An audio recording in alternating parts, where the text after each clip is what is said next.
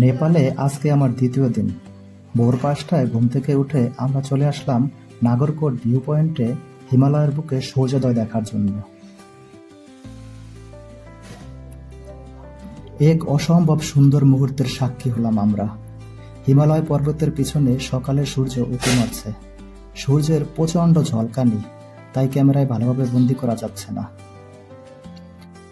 এখানে অসংখ্য বিদেশি পর্যটক রয়েছে, দেখি তাদের সাথে কথা বলা যায় কিনা।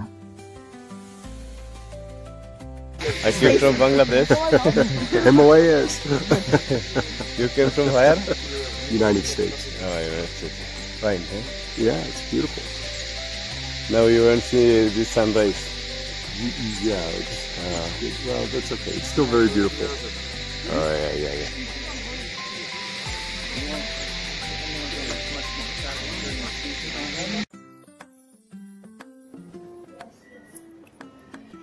সকালের নাস্তা শেষ করে আমরা চলে আসলাম নেপালের বিখ্যাত ঝুলন্ত ব্রিজ দেখতে। আচ্ছা, একটা জিনিস চিন্তা করেন, আমরা কতটা উপরে আছি, ঠিক আছে? এই যে আমরা যে জায়গায় আছি তার কিন্তু নিচে বৃষ্টি হচ্ছে, ওই যে দেখা যায় প্রচুর বৃষ্টি হচ্ছে, প্রচুর। এই উঠতে কিন্তু আবার খবর হয়ে যাবো।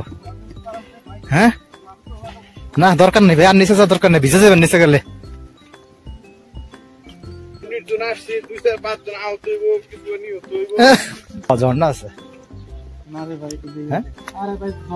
ঝর্ণা আছে, ঝর্ণা আছে, ওই যে ইয়াতে ব্রিজের ওই পারে ঝর্ণা আছে। সম্মানিত দর্শক, আমি এই মুহূর্তে আছি নেপালের বিখ্যাত ঝুলন্ত ব্রিজে। দেখেন, ঝুলন্ত ব্রিজের নিচে একটি নদী বয়ে যাচ্ছে। এই নদীতে আসলে নাগরকোটের যে সব ঘরবাড়ি গুলো আছে, ওখানকার যেই মানে পানি বজ্র বা এদিকে যে ঝর্ণাগুলো আছে, ওই ঝর্ণাগুলোর পানিগুলো আসলে এই নদী দিয়ে বয়ে যাচ্ছে। আপনারা নিশ্চয়ই ঝর্ণার জলজাগনি কলকাকনি শব্দ শুনতে পাচ্ছেন।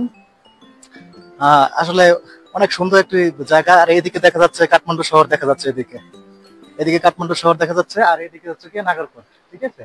এদিক থেকে পাহাড়ি ঢল বা ঝর্ণার পানি যাই বলেন না কেন, ওইগুলো শব্দে নিচে বয়ে যাচ্ছে। নিশ্চয়ই ঝর্ণার পানির শব্দ শোনা যাচ্ছে। দেখতেই থাকুন, সুন্দর একটি